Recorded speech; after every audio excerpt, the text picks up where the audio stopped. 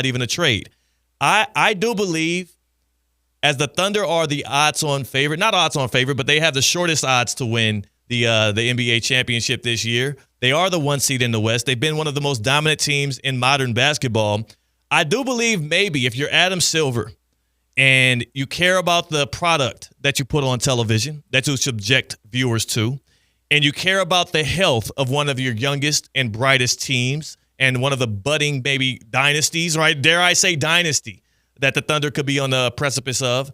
I think Adam Silver should just jump off the top rope, similar to WWE, do something a little bit off the beaten path and say, hey, you know what?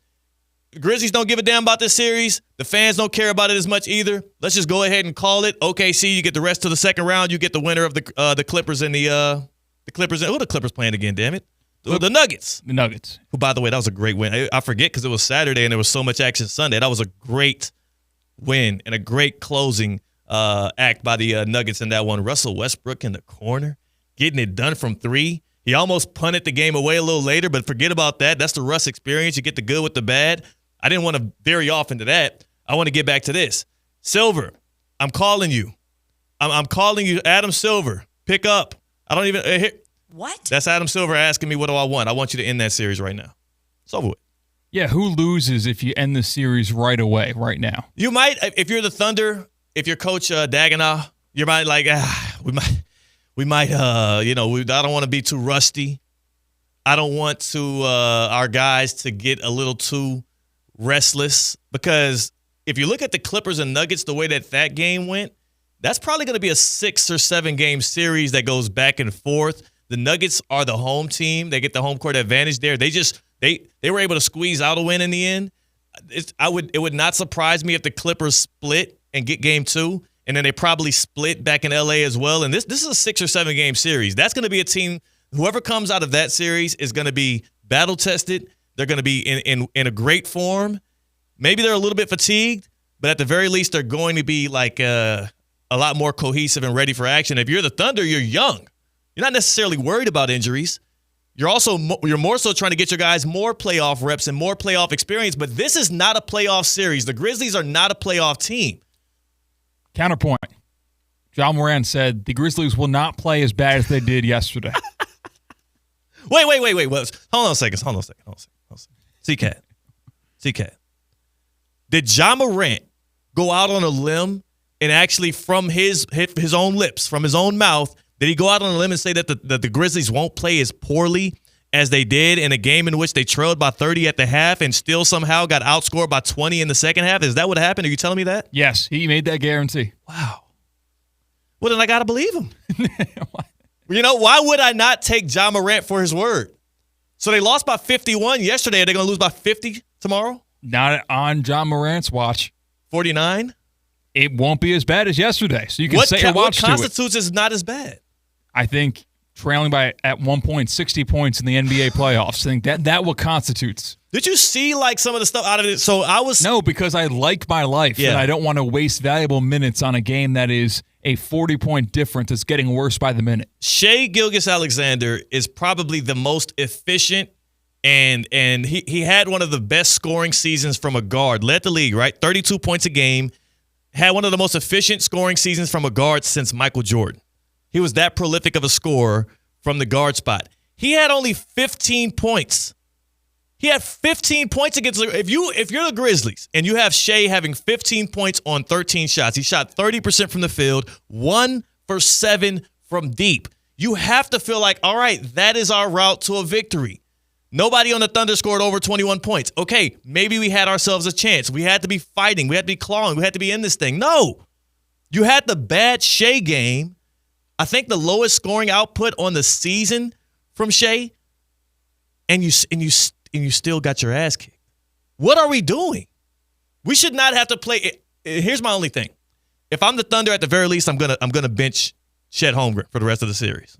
You do not want to take any unnecessary risks with the health of your stars. Absolutely not. The only thing I'm watching for in the rest of the series is the health of the Thunder. That's it. We're obviously not going to get any kind of effort out of the Grizzlies. We're not going to get any kind of fight back. This might end up being the most historically lopsided series in the history of the NBA. And I don't even say this as a criticism of the Grizzlies themselves. I think they're ready for vacation. I think if Adam Silver had an opt-out, an option for the Grizzlies to opt out of this postseason series, there's a good chance that if they huddled up in the locker room and took a team vote, they might say, yeah, let's go home. You've seen it in Pee Wee football. Like, we're going to wave the white flag on this. Like, kids are getting hurt. The talent differential just isn't fun for anybody. Yeah. Someone's going to get their ego bruised, and this could only lead to bad things. It's a mercy rule.